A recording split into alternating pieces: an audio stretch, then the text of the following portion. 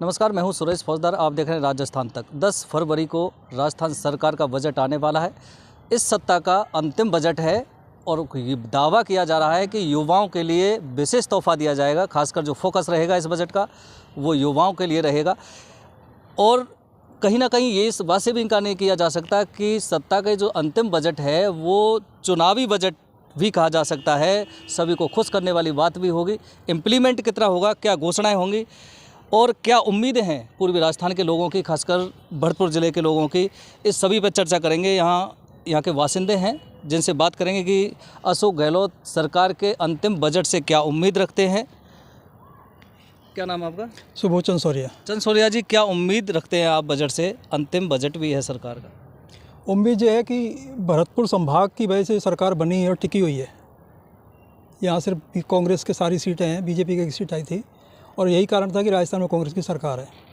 लेकिन पिछले 4 बजट जो हमने देखे हैं, यहाँ के जनप्रतिनिधियों की मजबूरी समझ लो, चाहे उनकी उठाने की क्षमता नहीं हो ये समझ लो, या आपसी विवाद समझ लो, भरतपुर संभाग को और भरतपुर ज़िले को वो नहीं मिल पाया जो मिलने का हक था। सरकार हमारी वजह से बनी लेकिन मिला जोधपुर को, जहाँ से कांग्रेस में कोई सीट भी नहीं है, 1-2 विधायक बने होंगे। अंतिम बजट में मुख्यमंत्री जी से एक ही हम उम्मीद करते हैं कि भरतपुर के युवाओं को रोज़गार के लिए कोई स्थायी व्यवस्था करने का प्रयास करेंगे। केंद्र सरकार के बजट में तो ऐसा कोई प्रावधान नहीं किया गया। भरतपुर टूरिज़्म की वजह से काफ़ी संभावना है युवाओं को रोज़गार की, चाहे यूपी समझ लो, गिरिराज समझ लो, मथुरा समझ लो, फतेहपुर समझ लो, भरतपुर के बराबर उद्यान समझ लो। तो यहाँ के युवाओं को पर्यटन से जोड़ करके क्या उद्योग धंधा दे सकते हैं, उस पर सरकार को काम करना चाहिए। होटल व्यवसाय जो कोविड काल में बंद रहा और बहुत नुकसान में रहा, उनके लिए सरकार क्या छूट दे सकती है, क्या सुविधाएं दे सकती है, क्या उनको सहायता दे सकती है, इससे आगे वो उभर सकें। क्योंकि भरतपुर की आवासी है, उनके होटल व्यवसाय हैं, मैरिज गार्डन्स हैं, वो घाटे में चले गए। उद्योग धंधा भरतपुर में कोई है नहीं, इंडस्ट्री बंद हो चुकी हैं। तो सरकार को ऐसे उद्योग लगाने चाहिए भरतपुर के लिए जिनसे युवाओं को रोज़गार मिल सके। इसी के साथ जो प्रतियोगी परीक्षाएँ होती हैं, वैकेंसी निकलती हैं, उनको सरकार पूरा नहीं कर पाती है, परीक्षाएँ स्थगित हो जाती हैं, लीकेज हो जाता है। रोज़गार तब माना जाता है जब किसी व्यक्ति को, युवा को, एक पहले की सैलरी मिल जाती है। पिछले 4 साल में बहुत कम लोगों को पहले महीने की सैलरी मिली होगी। सरकार के दावे भले ही 3 लाख लोगों को रोज़गार दिया, लेकिन मैं कांग्रेस के कार्यकर्ता होने के नाते बहुत साफ शब्दों में कहना चाहूँगा कि सरकार उस उम्मीद पर खरी नहीं उतरी है युवाओं के, ये उतरनी चाहिए थी। बिल्कुल, 4 बजट जो हुए उस पर खरी नहीं उतर पाई सरकार। और खासकर ये भी एक मांग है कि भरतपुर जिला, खासकर पूर्वी राजस्थान में जो वाटर क्राइसिस एक बहुत बड़ी समस्या रहा है, बेरोजगारी एक बड़ी समस्या रहा है, उद्योग धंधे नहीं हैं।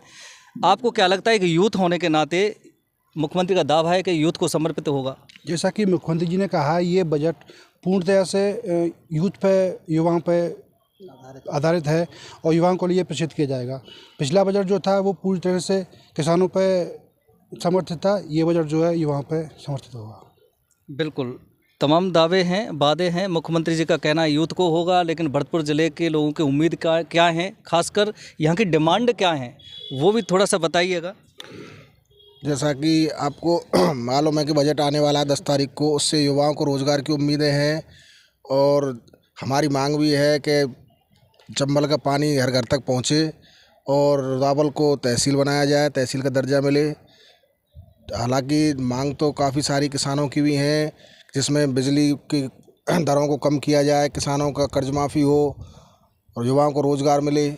नौकरी, पहले जो पेपर लीक हुए हैं उनमें नौकरियों में स्थायी व्यवस्था नहीं हो पाई है कि नौकरी मिल सके। बच्चों को रोज़गार का पूरा फोकस रखा जाए, सरकार से उम्मीद करते हैं।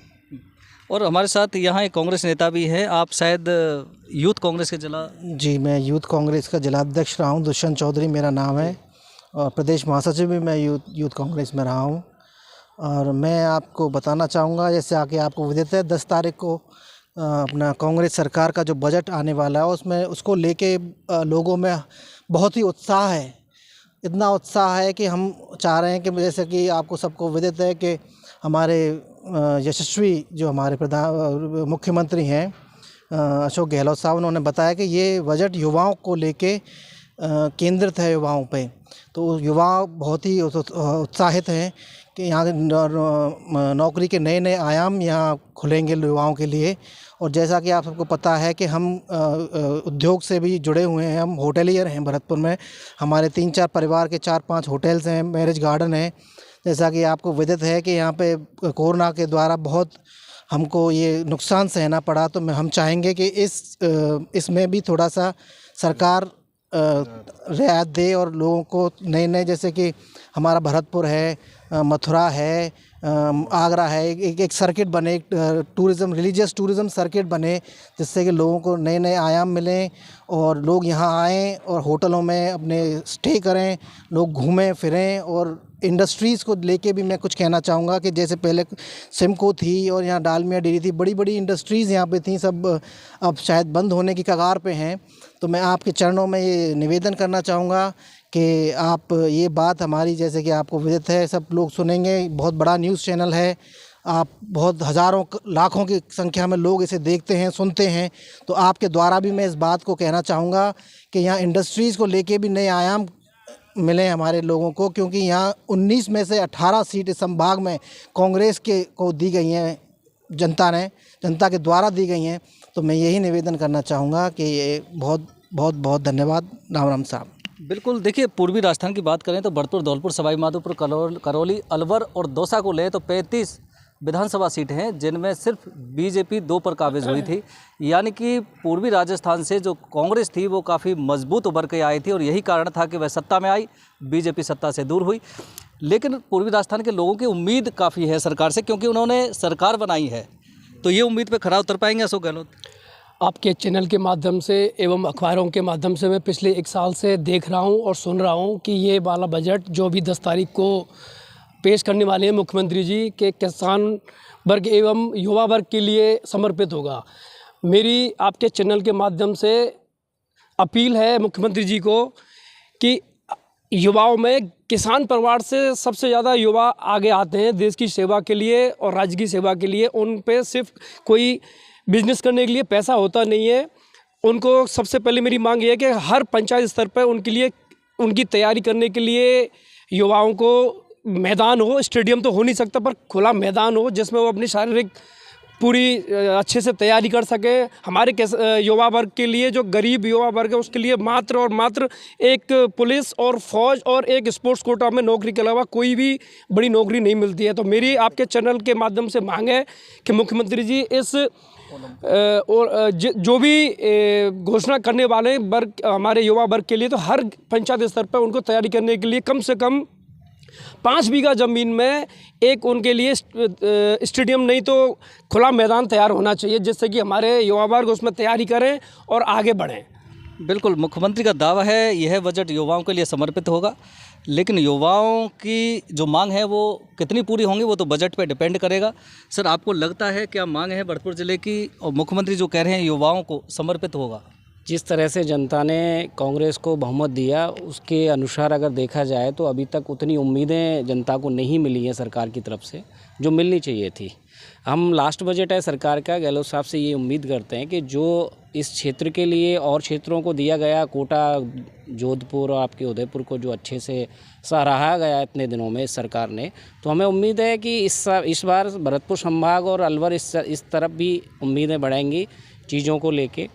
रोज़गार एक मुद्दा है, वो मेरे साथियों ने सबने बोला। एक किसान का मुद्दा है, किसानों को किसी भी तरह की छूट मिलना, और उनका पानी का एक सबसे बड़ा यहाँ पे इस पूरे क्षेत्र में पानी का बहुत बड़ा एक योगदान रह सकता है आने वाले समय में, तो उसके लिए भी सरकार कुछ बजट में लेके आए। यहाँ का जो रोड का एक कंडीशन है इस पूरे क्षेत्र में, जो रोड का बदहाली है, यहाँ के मंत्री होते हुए भी उसके बाद भी वो रोडों का उतना अच्छा काम नहीं हो पाया। तो उम्मीद है कि ये 3-4 चीज़ें हैं किसान को लेके, युवाओं को लेके और यहाँ के ट्रांसपोर्ट को लेके, इसमें बेहतर कुछ बजट हमें इस बार मिलने को, देखने को मिल सकता है।